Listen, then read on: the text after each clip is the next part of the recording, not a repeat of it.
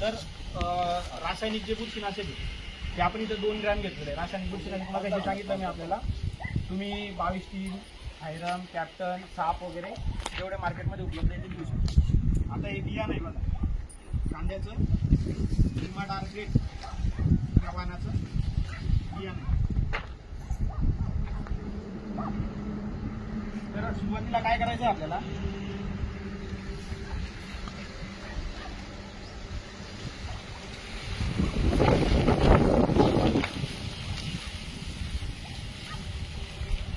Powder जी बुरशीनाशकाची पुरी याच्यावर पसरून द्यायची.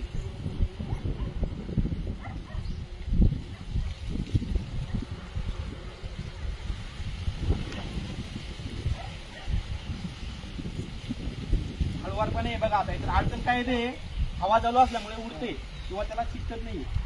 तर एकदम थोडासा 2-3 थेंब म्हणा किंवा आंबट ओलं याला असं या पद्धतीने बियाण्याला करून घ्यायचं.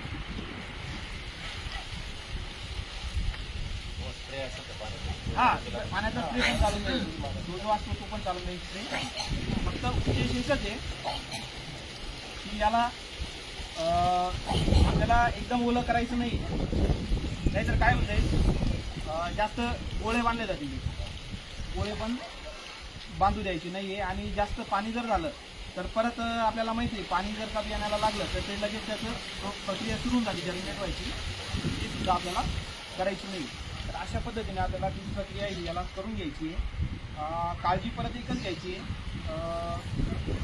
काही शेतकरी बांधवांना आता जसं आपण विचारतो तर त्यांच्याकडनं प्रतिक्रिया अशी येतात की पूर्ण आता काळं बियाणं जे आहे पूर्ण आपलं प्रत्येकाला चिकटणार, त्यांना समज असा असतो बियाण्याचं याचं बुरशीनाशकाचं प्रमाण जास्त घ्यायचं.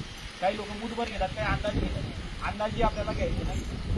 हे नॅनो टेक्नॉलॉजीवर तयार झालेलं बुरशीनाशक असतं, रासायनिक बुरशीनाशक. एक जरी मामूली कण जरी त्या बियाण्याला लागला तरी हा बसतो असतो. त्याच्यामुळे प्रमाणात घ्यायचं असतं. त्याच्यामुळे 2 ग्रॅमपेक्षा जास्त शक्यतो रासायनिक बुरशीनाशकाचा वापर आपल्याला बीज प्रक्रियेमध्ये करायचा नाही. अशा प्रकारे बियाण्याला बीज प्रक्रिया झाल्याच्या नंतर आपल्याला असं पातळ पसरून द्यायचं आहे आणि सावलीमध्ये साधारण 10 ते 15 मिनिटं वाळू द्यायचं आहे. तर अशा पद्धतीने ही बीज प्रक्रिया आपल्याला इथं कांद्याच्या बियाण्याची करायची आहे आणि जसं सांगितलं तसं आपल्याला